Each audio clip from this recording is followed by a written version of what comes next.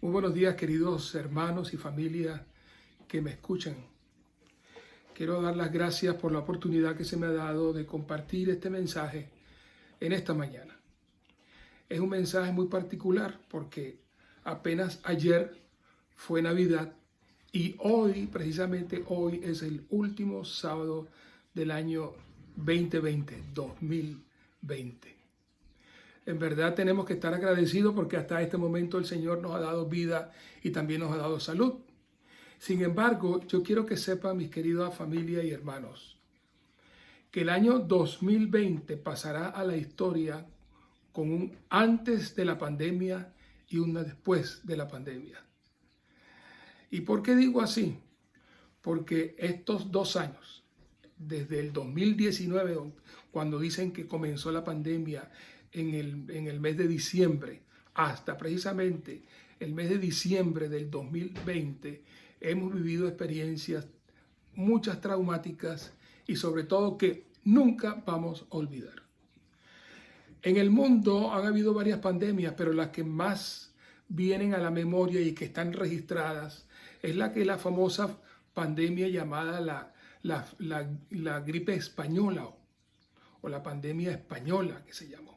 Eso fue entre el año 2018 y en el 2019. Murieron 40 millones de personas. Óigame bien, 40 millones de personas. Se dicen, y para pensar en 40 millones de personas es mucha gente. Sin embargo, esos años del 2018 y al 2019 fueron años de eventos evangelísticos y espirituales que llaman la atención. Por ejemplo, quiero contarles mi propia experiencia. En el año 2018, mi abuelito, el papá de mi mamá, recibió el mensaje, el evangelio a donde estaba. Sin embargo, ese mismo año, la pandemia lo atacó y murieron varias de sus hijas. Inclusive mi madre la tuvieron que colocar en un cuarto a las afueras de la casa porque ella estaba próxima a morir también. Sin embargo, el Señor la cuidó y la protegió y le dio la vida. Así que estos años que fueron muy traumáticos para la historia del mundo quedaron marcados también por una proliferación del Evangelio a muchos lugares. Ahora, fíjense ustedes lo que ha pasado en este 2020. El último sermón que yo prediqué en una iglesia, lo prediqué en el mes de febrero de este año. El último sermón que yo le escuché a mi esposa en una iglesia fue el 7 de marzo del 2020. O sea, 7 de marzo. De allí para acá, todo quedó en jaque. O sea, la pandemia ha tocado dos aspectos muy fuertes en la historia de este mundo. El aspecto social, las reuniones, y el aspecto económico, porque ha habido una ola de desempleos y esto ha traído como consecuencia situaciones financieras bien traumáticas. Sin embargo, mire esto. ¿Saben que por la pandemia nosotros hemos podido alcanzar a muchas personas ahora? Y yo me he preguntado, ¿no será que el Señor nos está queriendo decir que es por este medio cuando vamos a terminar la obra y el Evangelio va a ser llevado a todo el mundo? ¿Se han dado cuenta ustedes que simplemente con el tocar de nuestro teléfono, el teléfono inteligente, nosotros podemos estar en cualquier parte del mundo? Es impresionante cómo nosotros, desde esta nuestra casa, hemos predicado mensajes a diferentes lugares. Hemos predicado mensajes a España, hemos predicado mensajes a los países suramericanos, a Colombia, a Venezuela, aún el Perú. Hemos predicado mensajes a Centroamérica. Hemos llegado al corazón de gente que está aquí en los Estados Unidos. Gente que quizás nosotros no nos imaginamos, pero han sido cientos y miles de personas. Les pongo otro ejemplo. Mi esposa todos los lunes tiene un programa dirigido a mujeres. Y quiero que sepan que ha habido momentos en que en el instante cuando ella está conectada en vivo, hemos tenido hasta 1000 y hasta 1200 personas al mismo tiempo. personas en Francia, en los países árabes, en España, en toda Sudamérica, en todos esos lugares.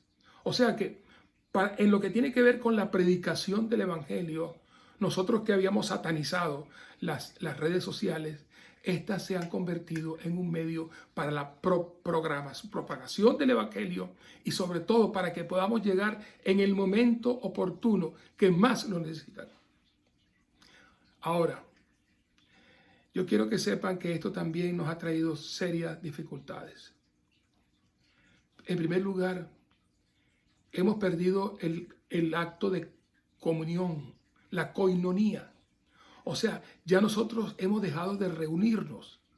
Y al dejar de reunirnos, ¿qué es lo que ha sucedido? Pues han bajado muchas cosas.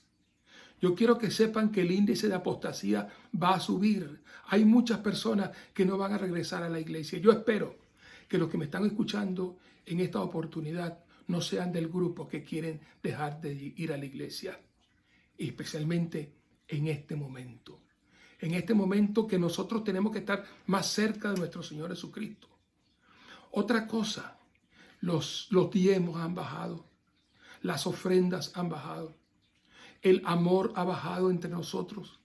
Saben, anoche mientras estábamos recibiendo el sábado, junto con mi esposa, ella me decía, ¿sabes una cosa? Lo que más lamento es que no puedo compartir con mis hermanos. El hecho de compartir nos ha dado un golpe muy duro a la iglesia en este momento. Y en este instante, el último sábado del año 2020, yo lo llamo a usted, mi querido hermano, mi querida hermana, a una reflexión profunda. ¿Qué es lo que va a suceder? Se espera que todavía esta pandemia nos toque parte del próximo año. Y aún hasta llegamos, hay algunas personas que dicen que hasta septiembre vamos a tener este tipo de problemas. Sin embargo, mis queridos hermanos, yo espero que nosotros tengamos un plan muy definido para acercarnos al Señor Jesucristo, sabiendo que esto es una señal de la segunda venida de Jesús. En otras palabras, esto es un zarandeo. El zarandeo de la iglesia ha llegado. Así que pídele al cielo que el Señor te ayude para que tú puedas estar preparado y tú puedas estar listo para este momento. Amén. Mi tema de esta mañana lo he basado en dos declaraciones, dos textos, y del mismo autor, el apóstol San Pablo. Sin embargo, el apóstol Pablo habla en dos épocas completamente diferentes, y yo quiero ponerlos en el contexto de las dos declaraciones. La primera tiene que ver con Gálatas, un versículo muy, muy conocido para muchos de nosotros. Gálatas capítulo 4 y los versículos 3 en adelante. Vamos a leer 3 y 4. Ahora, Gálatas, Pablo dirige su epístola a un grupo de personas que estaban en la región norte de Galacia. Eso es lo que se cree. Esas personas habían tenido una influencia tremenda de los judíos. Así que Pablo los llama la atención y les dice, vamos a leer el texto, Gálatas capítulo 4, y vamos a leer los versículos 3 y 4. Así también nosotros, cuando éramos niños, estábamos en esclavitud, bajo los rudimentos del mundo, dice. Pero cuando vino el cumplimiento del tiempo, Dios envió a su Hijo, nacido de mujer y nacido bajo la ley, para redimir a los que estaban bajo la ley. Qué maravilloso mensaje. O sea, el apóstol Pablo presenta que Jesús vino al mundo, el Hijo de Dios lo mandó, Dios mandó a Jesús. Y eso tenemos que tenerlo muy claro. Dios lo envió a esta tierra con una misión muy específica, salvar lo que se había perdido.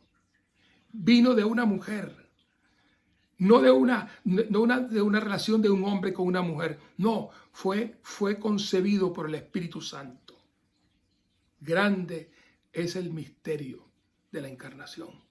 Qué gran bendición. Pablo presenta ahí un desafío, porque ese era el mensaje que los judíos habían predicado y los hebreos habían predicado por mucho tiempo, esperando la venida del Mesías. Pero cuando vino el cumplimiento del tiempo, Dios envió a Jesús. El segundo texto es un llamado interesante. Pablo escribe a los filipenses en otro contexto. Estaba en una cárcel. Saben que muchos han analizado la epístola a los filipenses y han dicho, ¿cómo es posible que el apóstol Pablo hable de gozo y gozo y gozo? Y lo repite en varias ocasiones. Está agradecido constantemente en todo, dice Pablo. Y estaba en la prisión. Ya el apóstol sabía que lo próximo que lo que venía era que le iban a cortar su cabeza. Él estaba consciente de eso. Sin embargo, miren lo lindo es la expresión, y este es el otro texto que nosotros vamos a analizar en esta mañana. Se encuentra en Filipenses, en el capítulo número 3, y es un texto muy conocido por todos nosotros. Filipenses, capítulo 3, los versículos 13 y 14. Dice, hermanos, yo mismo no pretendo haberlo ya alcanzado, pero una cosa hago, olvidando ciertamente lo que queda atrás y extendiéndome a lo que está delante, prosigo a la meta, al premio del supremo llamamiento de Dios en Cristo Jesús. Nosotros esperamos un premio diferente. Estamos mirando con los ojos de la fe la venida de nuestro Señor Jesucristo. Y Pablo, aunque estaba en la cárcel, sus ojos estaban puestos en Jesús, el autor y el consumador de nuestra fe. Vamos a orar. Padre, hemos leído dos declaraciones bíblicas que tienen una profundidad y un mensaje muy grande para nosotros en esta mañana. Ayúdanos, Señor, a entenderlo. Ayúdanos, Señor, a comprender el mensaje que tú tienes para hoy, especialmente en los últimos momentos de este año 2020 que ha sido de tanta angustia para muchas personas. Gracias, Padre, por escucharnos y gracias por contestar nuestra oración, pues lo hacemos en el nombre de Jesús. Amén. Tengo muchos recuerdos especiales desde la niñez hasta la época adulta de estos tiempos. Al pensar en los últimos días de un año, tengo que recordar cuando era niño una experiencia muy traumática que marcó mi vida, a tal punto que por muchas ocasiones, todavía siendo un adolescente, viviendo en esa misma casa, yo recordaba los últimos días del año y pensaba en el sonido de las ambulancias, en las campanas de los bomberos que se acercaban precisamente a nuestra casa. Y recuerdo aquella noche cuando mi papá y mi mamá nos levantaron de la cama y nos dijeron, vamos afuera, hay un incendio cerca de nuestra casa. Era precisamente el último día del año. Y aquel último día fue un día trágico porque se confundía todo, había mucho correr por el lugar donde nosotros vivíamos, había gritos de desesperación, había llanto, todo eso suena en mis oídos. Y mi madre, como una gallina, tratando de cuidar a todos sus pollitos para que nada les pasara.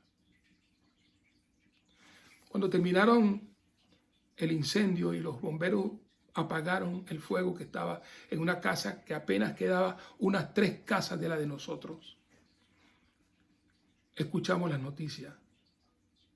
La niña que vivía allí, los padres la habían dejado aquella noche de Año Nuevo.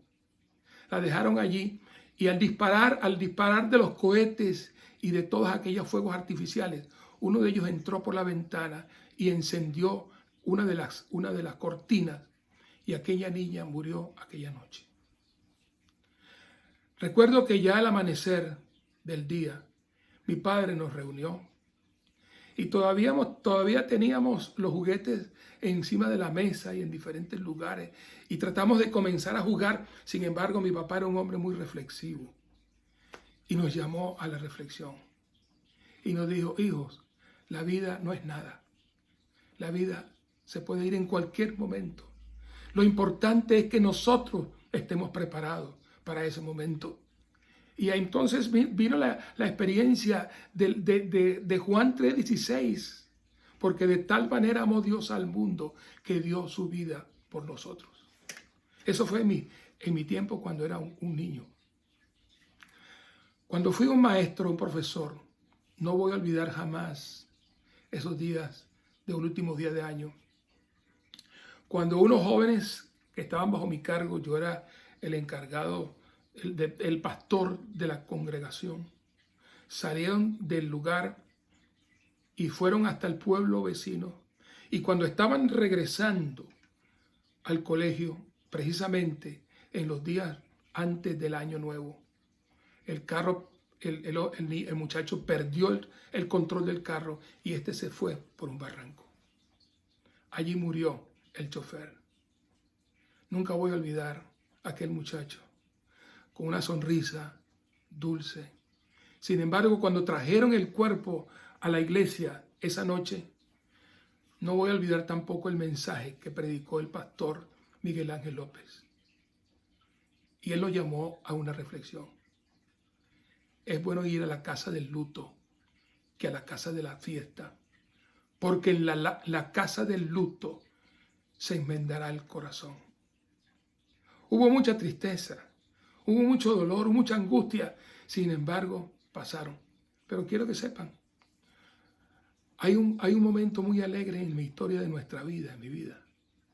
Precisamente un 24 de diciembre en las horas de la noche, mi Evelyn estaba esperando el tercer bebé. Y estábamos en la fiesta junto con todos los hermanos de la iglesia a donde estábamos. Ahí estaba mi papá y estaba mi mamá. Y de repente Evelyn nos llamó y nos dijo, mira, no me siento bien. Así que mi mamá se la llevó para la casa y me dijo a mí, hijo, prepárase porque su hijo va a nacer esta noche. Y yo me asusté. Era noche de Navidad. Era la noche de la Navidad. Y estábamos ahí en la fiesta con todas las personas. Así que esa noche, cuando llegué a la casa, agarramos el carro. Puedo cerrar mis ojos y todavía puedo recordar mi papá al lado mío, mi mamá al otro lado, Evelyn en la parte de atrás y la enfermera del colegio también. Llegamos y qué felicidad. Nació nuestro hijo Juan Javier. Es un día precisamente de Navidad. O sea, para tratar de calmar todas aquellas experiencias tristes y angustiosas que habíamos tenido desde la niñez. Porque es que es imposible que nosotros no podamos festejar, así sea el día que sea. Por eso una vez que me pidieron que escribiera un artículo, yo dije que Navidad era todo el año. No importa el momento en que sea, los ángeles en esa oportunidad cantaron de alegría y las estrellas de los cielos brillaban más porque el Hijo de Dios había nacido. Y precisamente ese día 25 de diciembre nació nuestro hijo menor, Juan Javier. Y lo trajimos a la casa y lo pusimos debajo del arbolito. Y ahí nos sentimos felices y contentos por la presencia de nuestro hijo. Ahora, hermanos, la venida de Jesús no fue por casualidad. Lo hemos leído en el apóstol Pablo, lo dice claramente, mas venido el cumplimiento del tiempo, Dios envió a su Hijo. Fue Dios mismo, el que envió a su Hijo Jesucristo para que viniera, para solucionar un problema que nosotros habíamos causado. Nosotros mismos habíamos causado porque Adán y Eva cometieron el pecado. Y en ese momento, cuando cometieron el pecado y se sentían tan tristes y angustiados porque habían perdido lo que el Señor les había dado, habían perdido el Edén, el Señor les dio la primera promesa.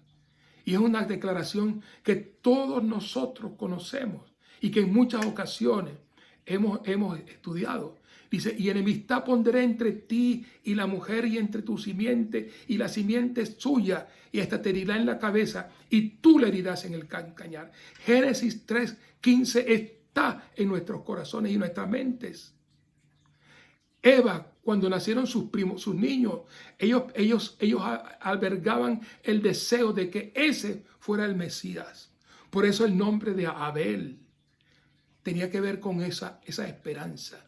Esa misma esperanza fue la que se les prometió a Noé. Cuando en el momento más difícil de la historia del mundo, cuando el Señor tuvo que destruir este mundo, al final, después de la destrucción, salió un arco, puso un arco iris en las nubes, como señal de que el Mesías iba a venir, la promesa del Mesías iba a repercutir. Eso mismo le dijo a Abraham, cuando lo hizo mirar las estrellas. Mira las estrellas, Abraham, así será tu descendencia. Mira las cuentas, trata de contar las estrellas. No las puedo contar. Así será tu descendencia. Abraham sintió que el Señor le estaba marcando de nuevo esa profecía, esa promesa de la venida del Mesías a esta tierra. Fue la misma promesa que se le impartió a Moisés.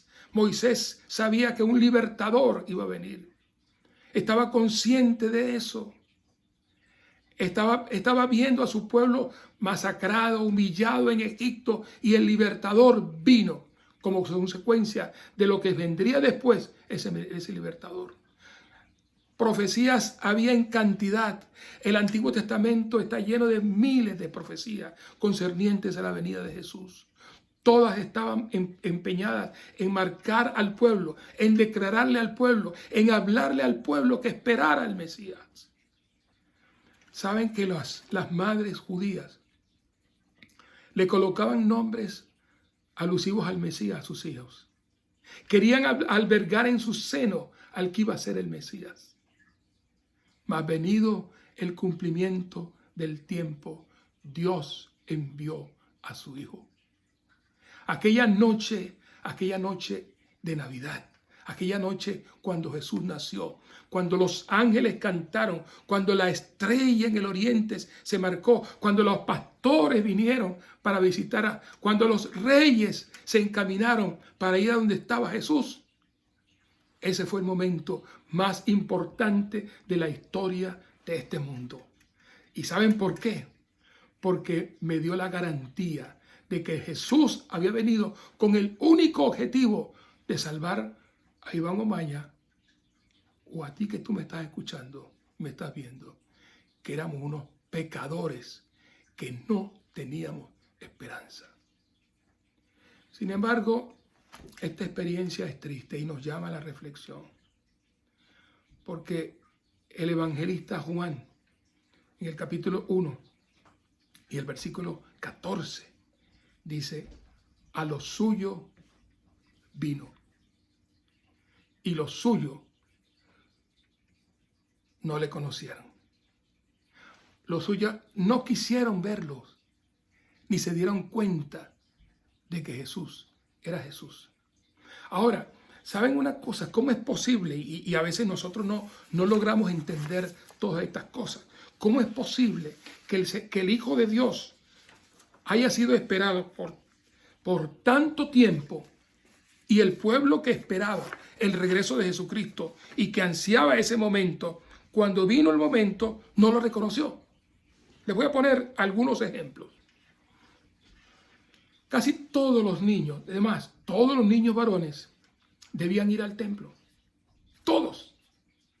Todos tenían que llevar alguna ofrenda, ya sea un corderito, ya sea algunas palomitas o unos tortolitos, que era la ofrenda más sencilla que se hacía.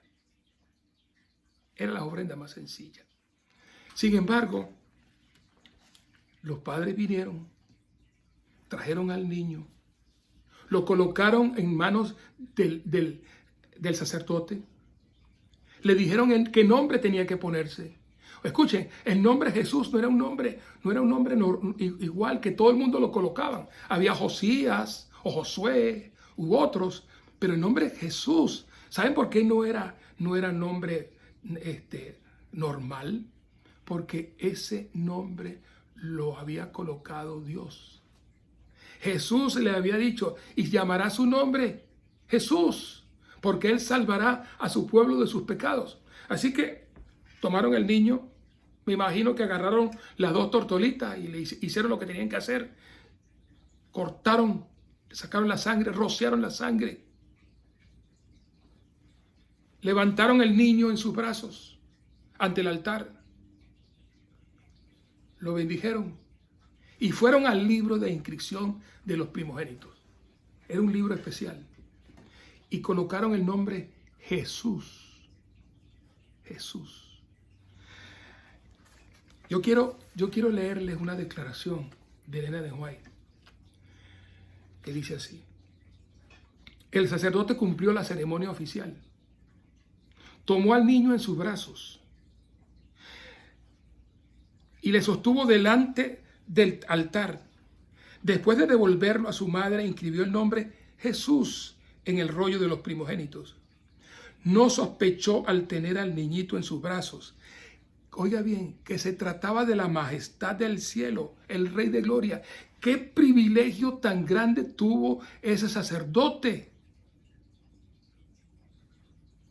No pensó que ese niño era aquel a quien Moisés escribiera: el Señor vuestro Dios os levantará profeta de vuestros hermanos, como yo.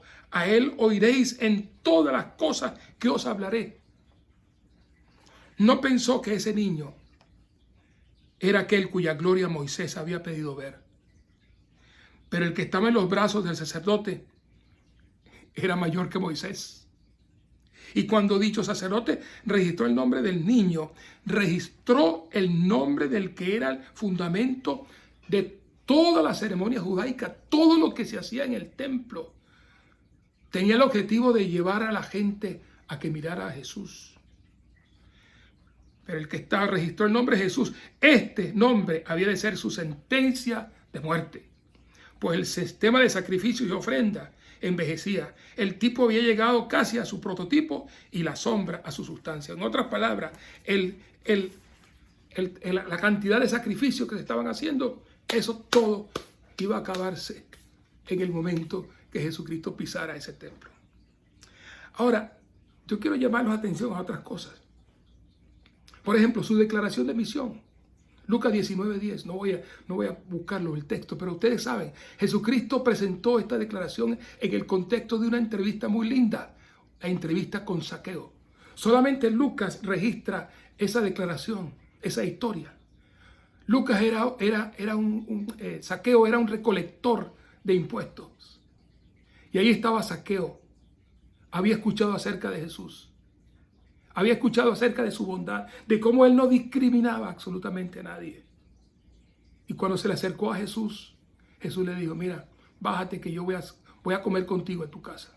Y ahí en medio del grupo que estaba, donde estaban los discípulos, donde estaba Zaqueo, donde estaban algunos del Sanedrín también y fariseos, Jesús pronunció: el Hijo del Hombre vino a buscar y a salvar lo que se había perdido. Gloria a Dios por eso. Porque yo era el primero que estaba perdido. Y tú también estabas perdido. Sin embargo, el Señor Jesucristo vino a esta tierra con el único objetivo de salvarte, de buscarte. Y lo hizo así. Vino a dar su vida por nosotros. Hay otra expresión mesiánica, porque se esperaba a un rey pastor.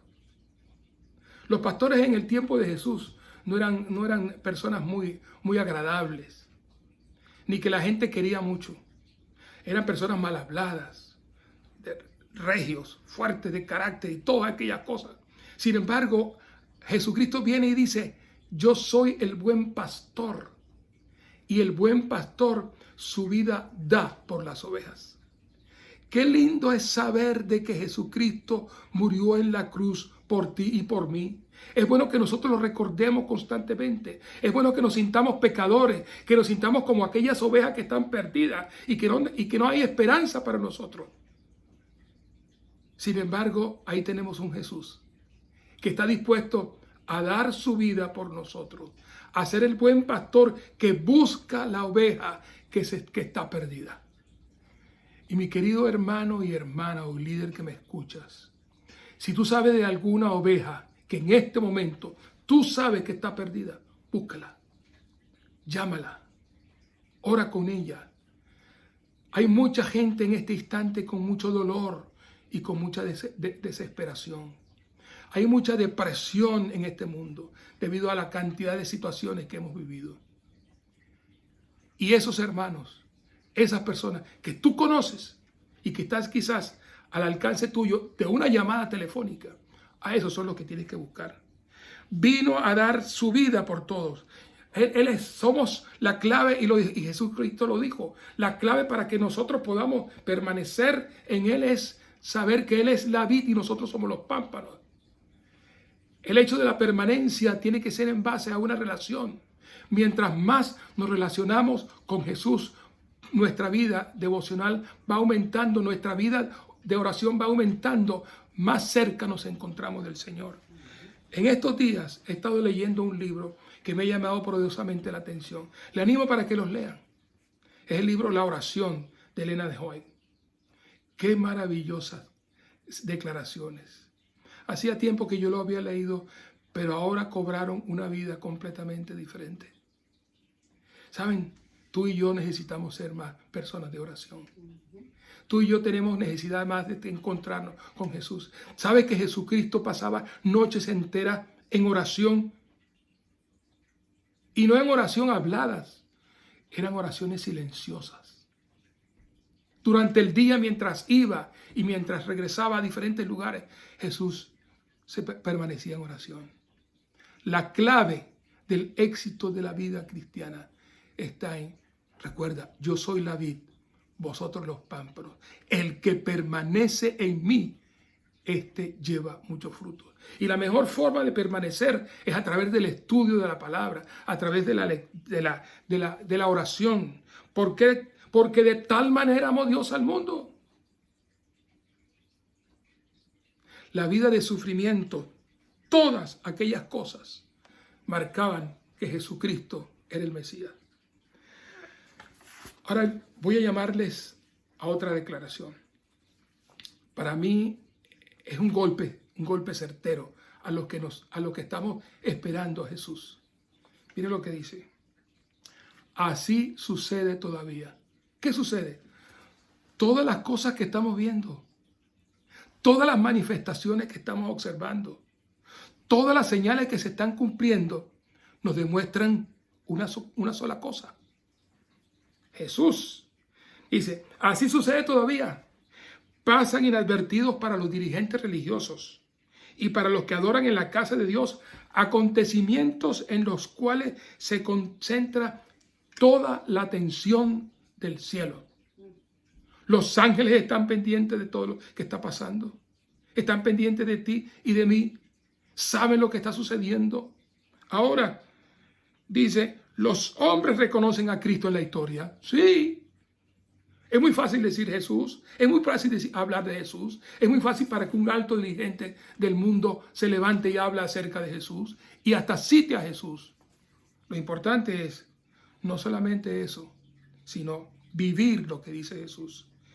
Dice el Cristo que en su palabra invita a la abnegación, el que está con los pobres y dolientes, que suplica ayuda en la causa justa, que entraña pobreza, trabajos y oprobios. No he recibido más ávidamente hoy que hace 1800 años. ¿Qué es eso? Que nosotros podemos estar hablando acerca de Jesús y Jesús está muy lejos de nosotros, porque es muy fácil hablar a Jesús, es muy fácil decir de Él. Sin embargo, la clave está en los hechos. Ahora, hay una parte que me toca a mí, porque tú y yo somos conscientes como adventistas del séptimo día. Saben, los adventistas del séptimo día somos los especialistas en esta área del advenimiento. Somos los especialistas. Nosotros, de cualquier cosa que nosotros vemos, inmediatamente decimos, esa es una señal de la venida de Jesucristo a esta tierra. ¿Cierto o falso? Lo decimos. Cuando pasa algo decimos, oh, esto que está sucediendo es una señal del segundo advenimiento de Cristo a esta tierra. Yo recuerdo cuando estaba muchacho, y claro, eso ha pasado muchos años, pero todavía lo recuerdo. Yo recuerdo en la casa de mi padre, ahí cuando vivíamos en la ciudad de Caracas. Todos los sábados por la tarde había un grupo de hermanos que venían a reunirse con él. ¿Y cuál era el objetivo de esa reunión? una que exclusivamente empezaban a estudiar algunas profecías, hablaban acerca de algunas señales y daban un hincapié a la preparación de la segunda venida de Cristo. Yo recuerdo algo que me asustó a mí cuando yo lo escuché. Dice que así como la venida del Hijo, como en los días de Noé, decían, y los días de Noé tuvieron 120 años de predicación. Así que ellos marcaban 1844 y sumaban 120 años y ponían precisamente la fecha y estaba en aquellos días. Pero qué error. Ni del día ni la hora el Señor, nadie sabe. Es un error. Y es verdad que puede ser tengamos la tentación de hacerlo. Pero por favor, hermanos, esperemos. Entonces, ellos tenían eso. Y a mí me angustiaba. Sin embargo, pasó.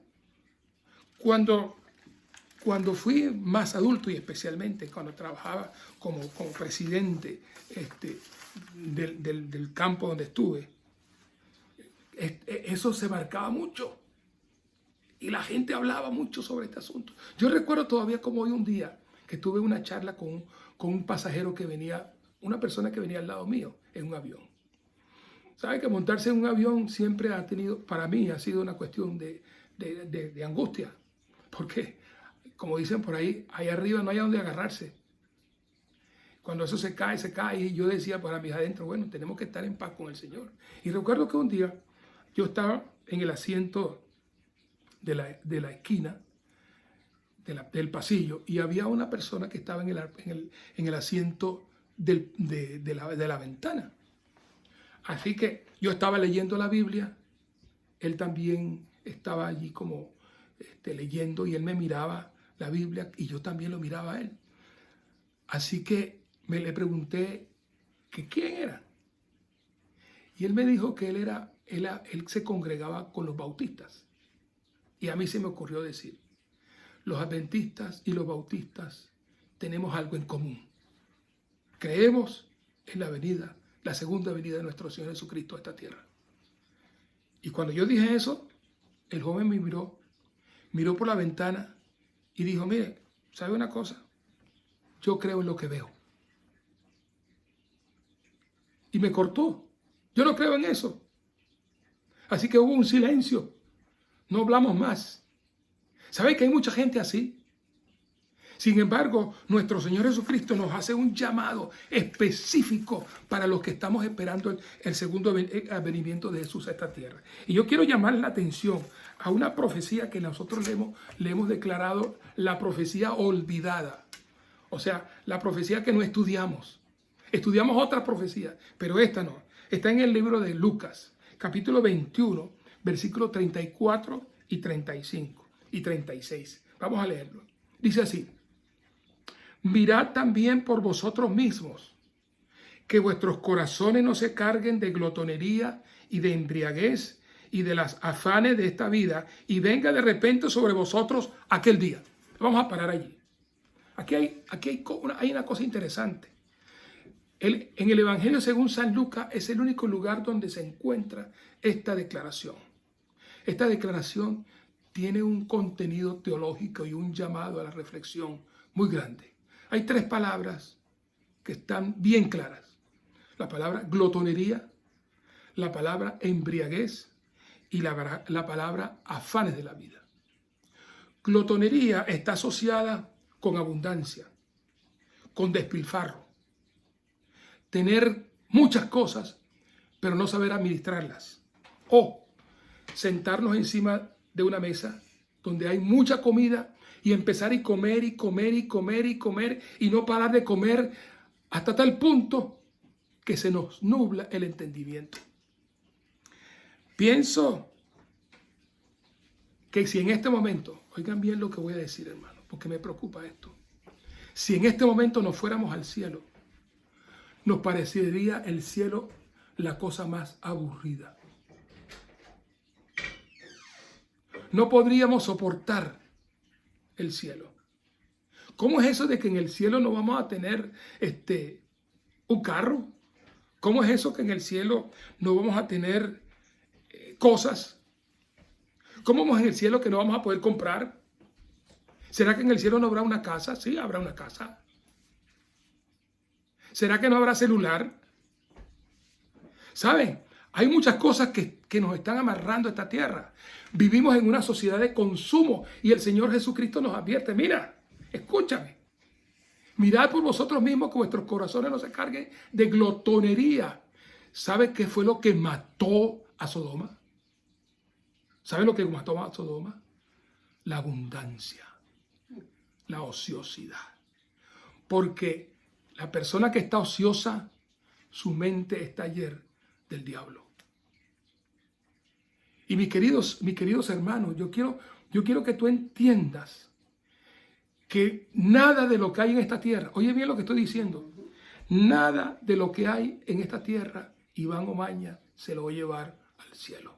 Solamente nosotros vamos a llevar lo que esté aquí, el carácter que hemos formado, a semejanza de Jesucristo. Mientras más nos acerquemos a Jesús, vamos a parecer a Él. O sea, olvídate que te vas a llevar cosas de esta tierra. Olvídate, nada de esta tierra. Entonces, si no te vas a llevar nada de esta tierra, nos martiriza la ida del cielo. Yo quiero que sepas que en el primer sábado, si nosotros no hemos sido transformados, nosotros nos vamos a regresar otra vez. Muchos no van a querer estar. Es más, mientras yo he estado hablando a ustedes, que han estado escuchándome, han estado pendientes de quién les manda un mensaje. Reconózcanlo. ¿Quién me habló? ¿Quién no me dijo? Hemos dejado a un lado el libro y entonces ahora nos dedicamos a buscar allí en el teléfono. Y quiero que sepan, yo quiero decirte que esta es una herramienta poderosa, como se lo dije al principio, para la predicación del Evangelio. Pero Jesús lo dice claramente, mirad por vosotros mismos que vuestros corazones no se carguen de glotonería. Y la glotonería es la hartura de las cosas. La hartura, la ansiedad. Ahora vamos a la segunda declaración, dice, la glotonería y la embriaguez. ¿Sabes? Mi papá decía que un borracho no ve. No ve. El borracho vive su presente porque ni se acuerda del pasado, ni establece un futuro. ¿Me están siguiendo? Y Jesús le dice que vuestros corazones se carguen de glotonería y de embriaguez. ¿Y cómo puede hacer esto? ¿Cómo puede ser esto? Yo recuerdo tanto cuando estaba en las iglesias, habían hermanos y hermanas que me venían y me hablaban y decían, Pastor Omaña, yo no veo nada malo en esto. Yo no veo nada malo. Me parece que esto es lo más normal. Que lo que está pasando aquí es una cuestión muy, pero muy normal. Yo no veo por qué razón tenemos que cambiar. Si no cambiamos, hermanos, si no cambiamos, no podemos estar con Jesús en el reino de los cielos. Satanás quiere nublarnos el entendimiento, por favor. Escúcheme, se lo digo con todo mi corazón. Satanás quiere sembrarnos en nosotros dudas y situaciones que nosotros pongamos en juego la salvación. Pero ¿qué pasa? El Señor nos los advierte. Ahora, vuelvo a insistirle. Si tú quieres que el entendimiento vuelva otra vez a su sitio, es importante que tú estés en oración y velando. Y eso no lo digo yo, lo va a decir el mismo maestro cuando terminemos el texto. O sea que mirad por vosotros mismos que vuestros corazones se carguen de glotonería, de embriaguez, y hay un tercero. Y dice, y de los afanes de esta vida. Y hermanos, es verdad que la pandemia ha tratado de cortar esta vida loca que nosotros teníamos. Sin embargo, escuchen esto. ¿Saben cuál es el gran problema de los dirigentes de este mundo? Es tratar de hacerle ver a los habitantes de esta tierra que si no se cuidan en este momento van a morir. Todos decían, por favor, no se junten en acción de gracia. Traten de ser lo más cuidadosos. No estén unos con otros. Traten de no tener reuniones sociales. Y saben que cantidades de personas fueron llevadas presas porque no cumplieron las ordenanzas. Los afanes de la vida. Los afanes de la vida hacen que nosotros estemos constantemente en una aceleración. Y oigan bien, hermanos, esto no tiene límite. Cuando tú pones un carro en acelerador y tú no le pones el freno, ¿qué pasa? Tú te vas a estrellar en cualquier momento.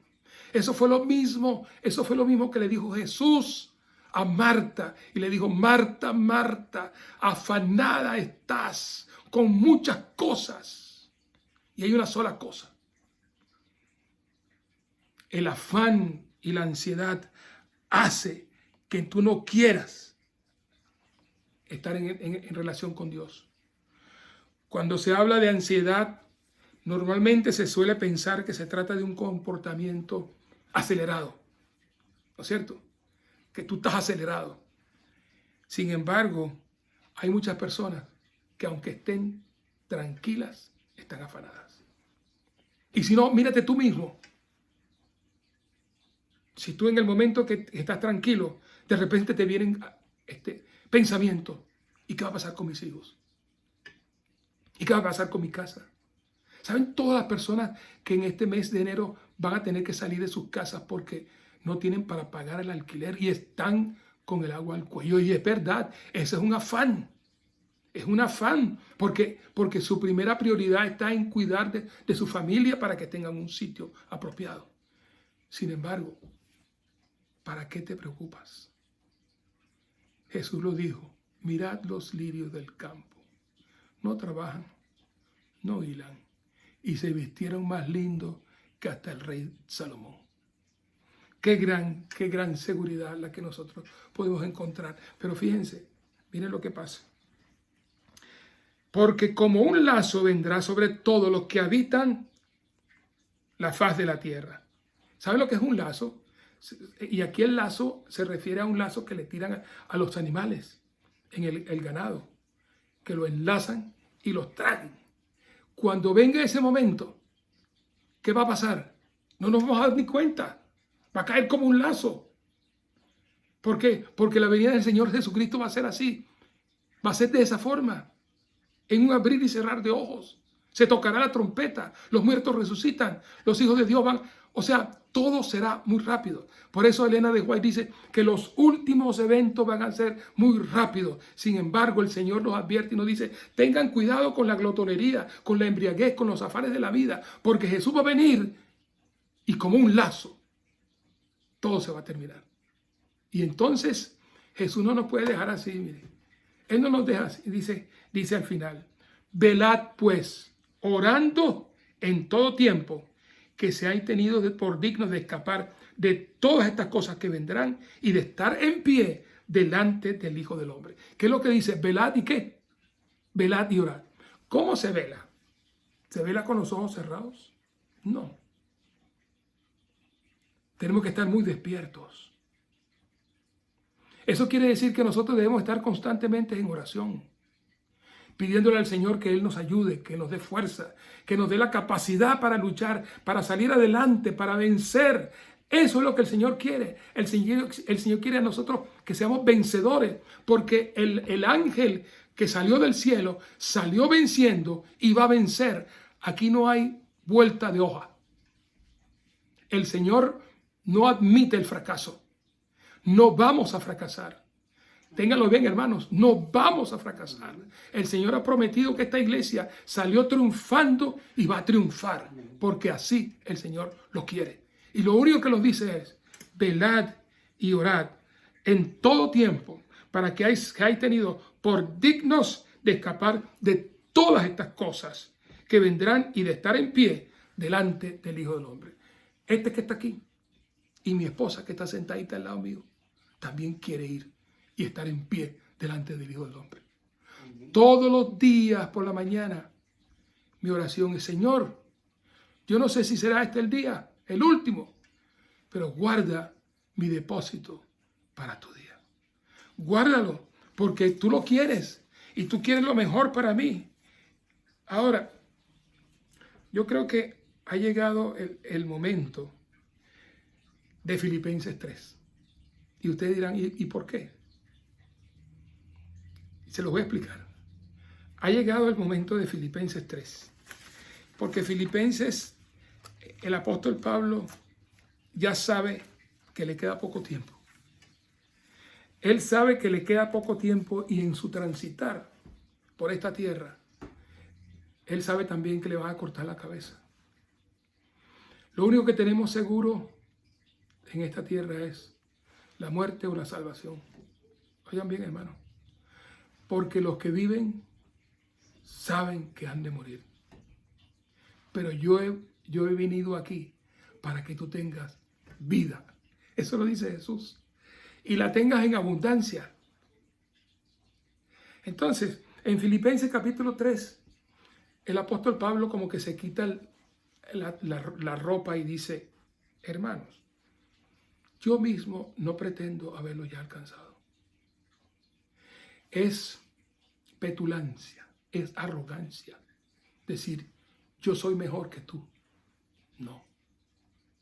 En este camino de la vida, por la salvación, tú y yo estamos en el mismo nivel.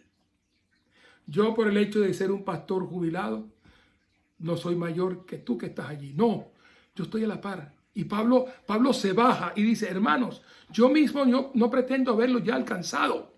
Yo no lo he alcanzado. Yo tengo errores. Tengo tentaciones. Tengo situaciones bien difíciles. O sea, yo tengo que estar convencido. Hermanos, tenemos que estar convencidos de cuál es nuestro punto débil. Y Pablo lo dice, hermanos, yo mismo no pretendo haberlo ya alcanzado. Yo no lo pretendo. Pero ahí está una clave. Pero una cosa hago, olvidando ciertamente lo que queda atrás y extendiéndome a lo que está delante, prosigo. Yo sé que lo que me espera es la muerte, decía Pablo. Pero detrás de la muerte está la corona de victoria que Dios me dará en aquel día. Y eso, yo soy convencido de eso. Convencido de que el Señor lo que quiere es que yo tenga mis ojos puestos en una meta. Y dice Pablo, versículo 14. Prosigo la meta, al premio del supremo llamamiento de Dios en Cristo Jesús, Señor nuestro. O sea, mi objetivo principal es poner los ojos en Jesús. No importa lo que pase, no importa lo que venga, no importa las situaciones que me acontezcan, no importa el ir y el venir de las personas, no importa que me digan, no importa que me hagan lo que me hagan. Mis ojos están puestos en Jesús. Porque en esta tierra hemos venido solamente como extranjeros. Nuestro paso hacia el cielo. Pero mientras pasamos por esta tierra, son muchos los sufrimientos que vamos a tener que pasar. Saben, este año he perdido a muchos amigos. Todavía recuerdo la voz fuerte, pero además dulce, del pastor Arcadio. Aquel hombre, junto conmigo, nos unimos en muchas ocasiones, en reuniones con pastores. Murió. Un hombre ya mayor, un hombre entregado al Evangelio, pero el Señor lo puso a descansar. Y yo estoy seguro que el recaudo, el depósito está guardado para el día cuando Jesucristo venga. De eso no me queda la menor duda. Hace poco tuvimos una noticia bien triste. Yo creo que uno de esos jóvenes adultos promisorios, de un mensaje dulce, de una capacidad para hablar, con una inteligencia, él dominaba varios idiomas y varios dialectos. Y de repente, en medio de su lucha, Ricardo, el Pemón, como le llamábamos, murió. Le tocó. ¡Qué dolor! ¿Se imaginan ustedes a su esposa, Katrina, a su hijo, a la familia de Ricardo, angustiado? ¿Saben todas las angustias que hemos tenido nosotros en estos días? Y sobre todo que esto no ha pasado. Todavía sobre nosotros está la espada que se cierne diciendo: Iván, ten cuidado. Tú eres un hombre mayor. Tú tienes situaciones. Evelyn, ten cuidado. O sea, todo eso está allí. Cada vez que me ha tocado mandarle mensajes a la esposa, a la viuda de Ricardo, qué dolor tan grande. Ella en estos días mandó una foto y yo decía: no puedo creer que un muchacho tan lleno de vida, pero así es la vida. Pero que, ¿sabes una cosa? Aquí viene la promesa imperecedera.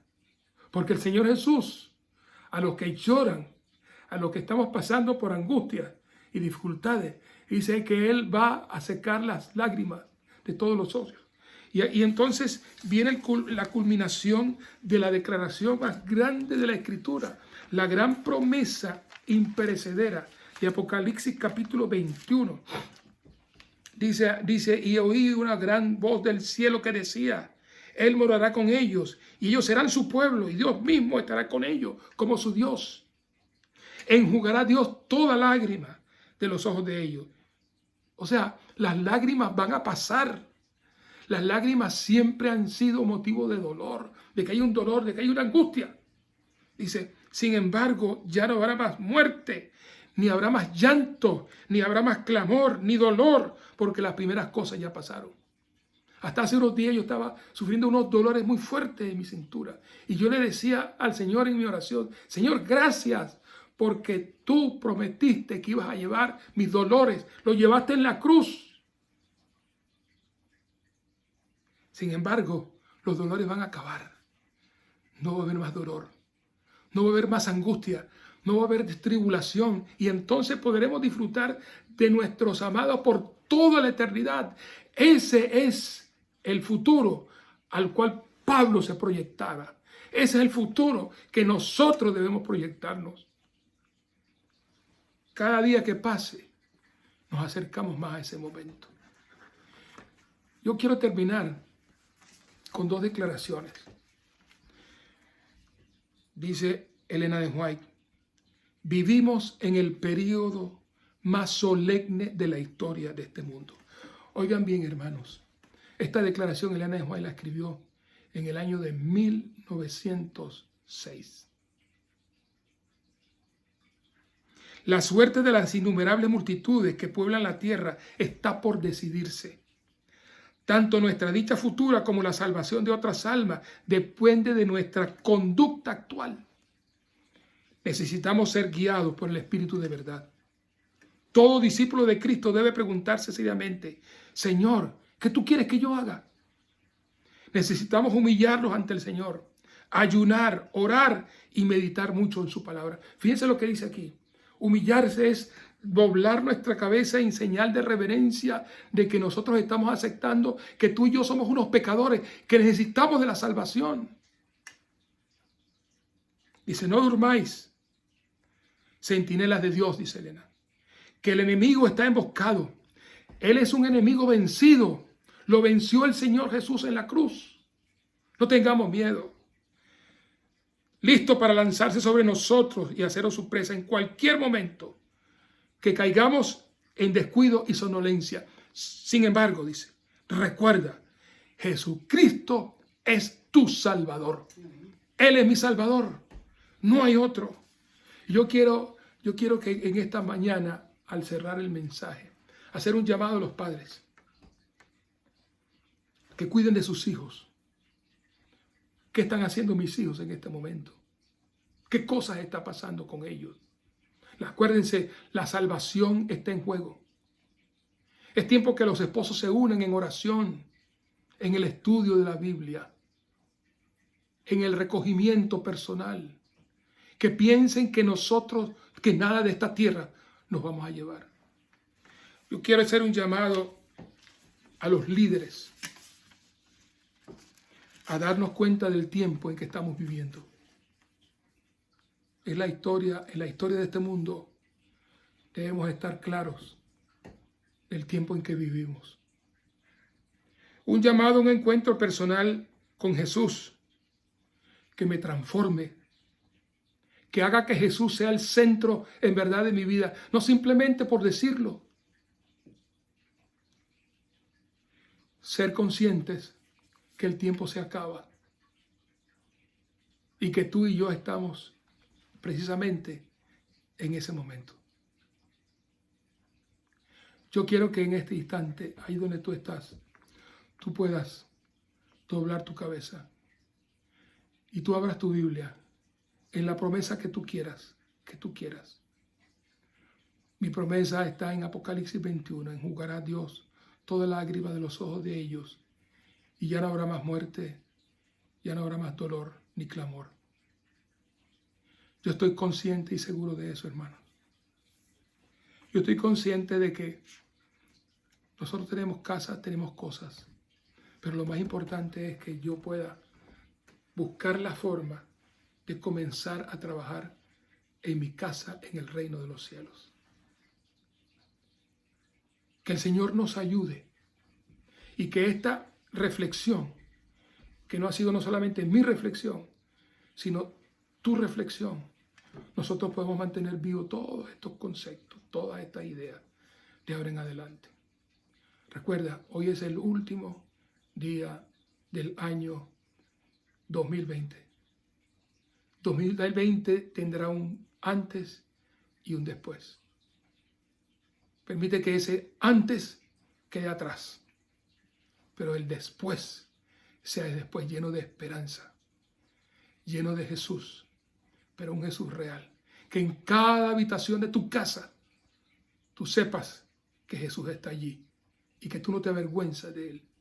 Que en cada lugar donde tú estés o en tu trabajo, en el lugar donde vayas, que tú no te avergüences de llamarte un hijo de Dios. Y que el Señor nos bendiga. Y saben algo, Dios quiere salvarte. Oye bien, Dios quiere salvarte. Y unido a ese deseo que Él quiere salvarme, yo también quiero salvarme. Y me voy a tomar de la mano para que juntos podamos entrar muy pronto a la Canaán celestial. Oremos. Padre de amor, gracias por esta oportunidad que tú nos has dado en este día de vivir esta experiencia de reflexión junto a mis hermanos. Gracias, Señor, también porque a pesar de que vivimos en un mundo de tantos conflictos, tú nos mandas mensajes de esperanza y en esta mañana estamos seguros de que tú has mandado un mensaje de esperanza. Ayúdanos, Señor, a permanecer fieles. Aunque se desplomen los cielos, nosotros vamos a estar allí, delante de ti. Bendice a nuestros hijos, bendice a nuestra esposa, bendice a los hermanos, bendice a aquellos que quizás están en este momento en el valle de la indecisión. Ayúdalos a entender que tenemos que regresar a la iglesia, que tenemos que buscarte. Gracias, Señor, porque tú nos das paz y seguridad en medio de todos los conflictos que vive este mundo. Nos encomendamos, Señor, a ti y a tu fiel cuidado, pues te lo pedimos en los méritos santos de Jesucristo nuestro Salvador. Amén, Señor, y amén. Que Dios les bendiga y Dios les guarde. Que el Señor les dé un feliz año 2021 y también nos dé paz.